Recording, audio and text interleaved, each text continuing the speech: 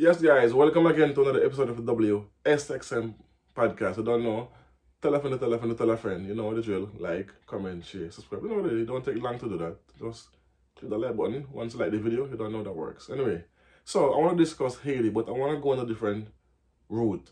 We know the turmoil that's happening in Haiti with the gangs taking over the country, and they have been uprising. They don't want any more puppet presidents. They want to have their own destiny in their hands and stuff like that. But what I want to discuss tonight is, first of all, this has been discussed at left, right, and center. Everybody have given their opinion on this uprising in Haiti and the gangs taking over, and the the civil war that's going on. But I want to take it from a different perspective. Let's talk about how the country came to this in the first place. So take a look at this video, so you get an idea where I'm coming from, and then you're gonna put my 2 cents in it after. Take a listen. Boom. Have you heard of the term war reparations? It's a specific type of payment given by a losing country to the winner of a war. This has always taken place in history. Germany paid this to the victorious Allies after World War II, and after World War I as well. France paid this to Britain after Napoleon was defeated. War reparations are a way for the losing side to pay for the lives lost.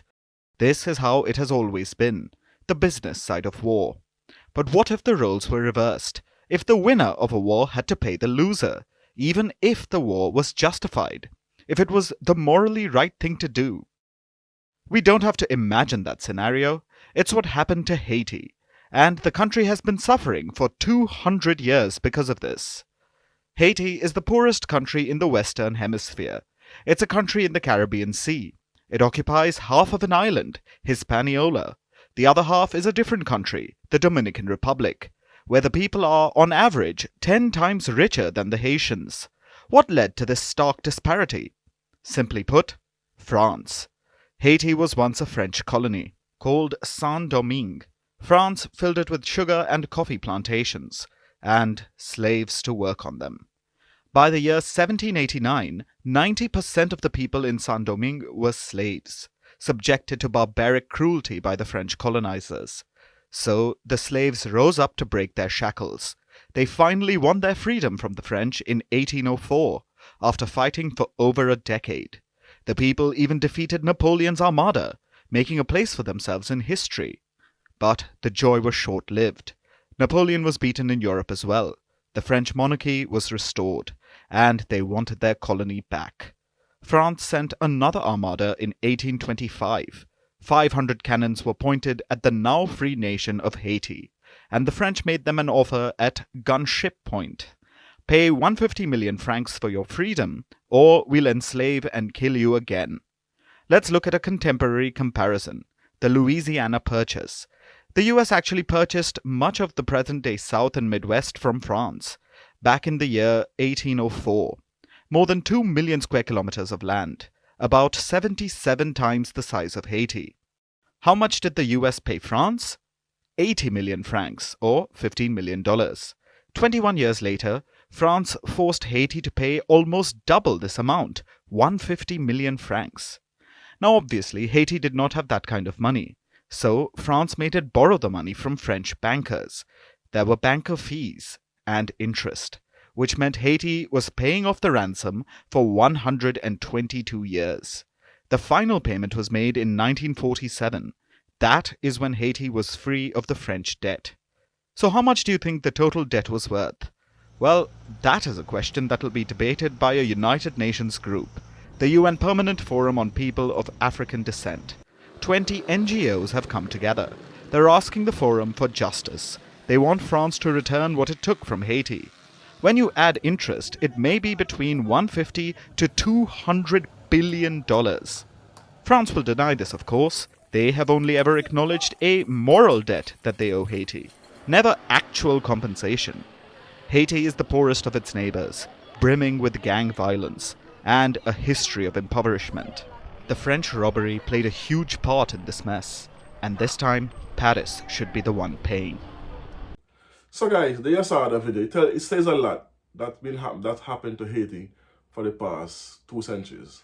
Because we all know about Haiti was the first black colony to get independence, when they defended, they defeated Napoleon and embarrassed the French on a global level, and they vow to never let Haiti see peace. There was a vow by the French, because they could not believe a black general, who was once a French general, turned on them and defeated them with a whole entirely by a black nation. So they could not. The defeat was so embarrassing, and it was so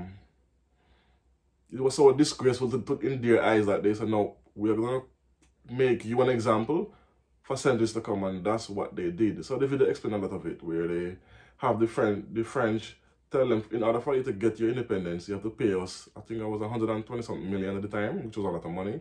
It took them 122 years to pay it off. And what the French did, and which was brilliant on their part, strategically, they allowed the Haiti to borrow money from the French banks, which means they control the interest rate, the amount they're going to give them and how they're going to pay it back. And the payment plan was for 122 years, which was paid off in, as the video said, in 1960 something, if I don't want to make a mistake, but somewhere there. So we know that they stopped paying it, but what happened now? After they stopped paying back that loan, they could not catch themselves financially. They could not stand on their own 2 feet as a country, because what? They have been holding to a loan that was diabolical on the French part, but it was illegal, but they didn't know this at the time. So even though they have resources in Haiti, which they do, because most people don't know this, Haiti has oil. Haiti has more oil underground than Venezuela do, and Venezuela have a lot of oil. And they have a mountain, they have a next other resource, I forget the name of it, it's not coming to me right now, sorry for forgetting the name of it, but they have a mountain of, what is it again, something similar to coltan, where you used to make phones and stuff. It's the same substance found in Haiti. Mountains of it. The Americans know this, and the other ones mining it and taking it to the country undercover, and they don't think people know. Anyway, let's get back to this. So, if a country does not have any financial standing, they will always have turmoil, which is what happened in Haiti. And as I said, the French had vowed to never make them see peace. So they put up roadblocks and hurdles in the way for the Haiti presidents to bring the country forward into the modern time. They have assassinated a few good Haitian presidents, like what they did in Africa. This is what they do. Whenever a president comes about that actually want to build the country and help the citizens, they always take them out. Always. And they did that in Haiti when they take out the two presidents, and the last one what was taken out by the Americans allegedly and mercenaries. And this man was trying to stop the Americans from stealing their resources, and then that's where they all went down the hill. Because Haiti is a beautiful country, contrary to what people might believe. It's a beautiful country. I have a lot of friends from there, and they show me. I've never been there myself, but I have seen videos and pictures of beautiful places in Haiti.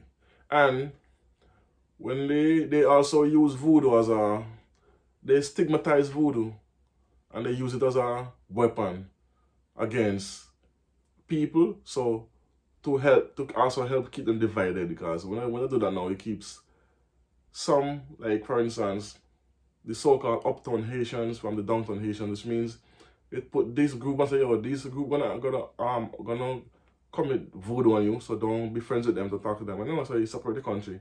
Literally put the country into 2 parts. A rich area and a poor area. This is what they do. They tend to use us to divide each other. It's not hard to do, because sometimes we're kind of hard-headed and still mentally enslaved. We are enough of us is still have that mental slavery. Our minds are not free. Bob Marley said it in one of his most popular song. None but ourselves can free our minds, which is true. You cannot be forced or made to open up your eyes to see what the colonizers did to us in the form of dividing us. Make sure we don't come together and work in unity to turn against them, basically. So that's where the Haiti struggle is coming from since the 1800s. So it's not like something just come up and then the country is in this big turmoil. It has been designed for centuries to make Haiti see hell up to this day, and it will never change until the citizens of Haiti actually realize what's going on. They still haven't completely, because the fact that these gangs are taking out each other shows that they're still not seeing the bigger picture, because you are doing what they wanted to do in the first place by keeping them divided so they can keep on stealing the oil and all that from the country without, and the country is not benefiting from it up to today. So that's just my 2 cents on it. Let me know if you think what I'm saying is factual or not. As always, I'm open to a dialogue. Keep it up in the comment section. I'll reply so you don't know what that is. So thanks for watching. Thanks for listening. Don't know. Boom.